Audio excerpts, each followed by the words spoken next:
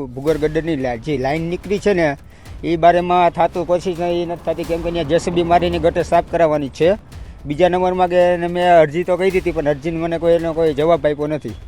તો પીવાનું પાણી ક્યાંથી લઈ આવું? 15 મિનિટમાં અથવા જેટલું ભરાય એટલું ભરી લેવાનું. ટાંકો રહ્યો ને ટાંકે ભરવા દેવાનું.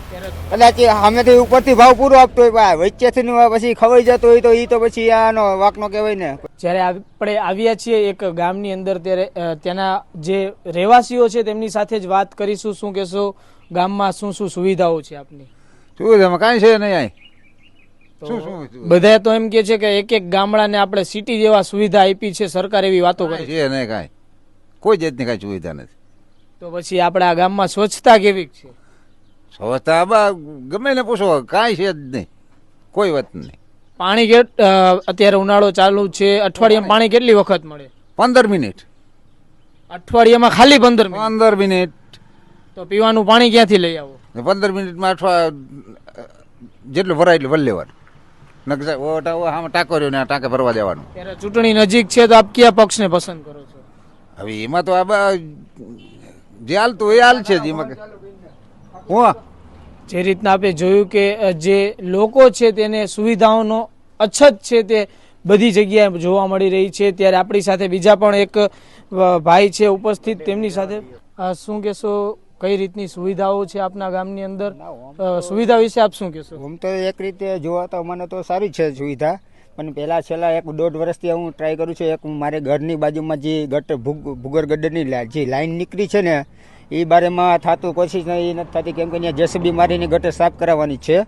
બીજા નંબરમાં કે મેં અરજી તો કરી હતી પણ અરજીને મને એનો કોઈ જવાબ આપ્યો નથી.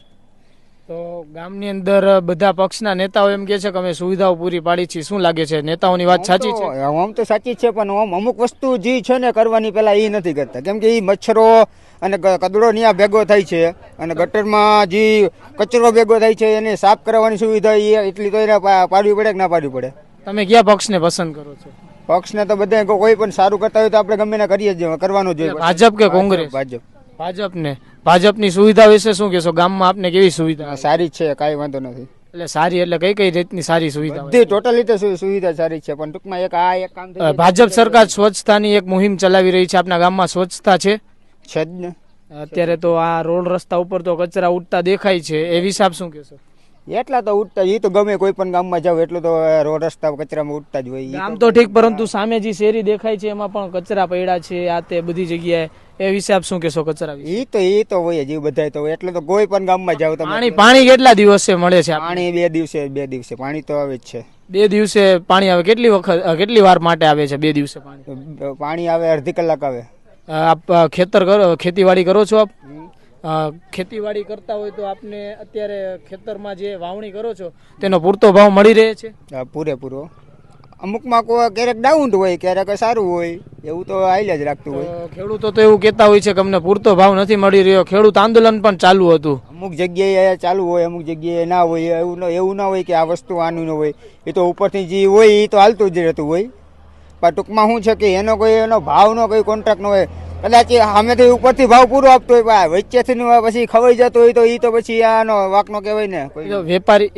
વેપારી માલ લઈને તમારું કહેવાનું એમ છે કે માલ ઊંચા પૈસામાં? હા, એ અમારો માલ લઈને ઊંચા પૈસા વેચે. એ તો સરકારે સુવિધા કરવી જોઈએ ને. એ તો એને જોવાનું હોય ને. જે રીતના આપણે જોયું કે અનેક સુવિધાની અછત છે, પરંતુ લોકો છે તે ભાજપને પસંદ છે તે કરી રહ્યા છે.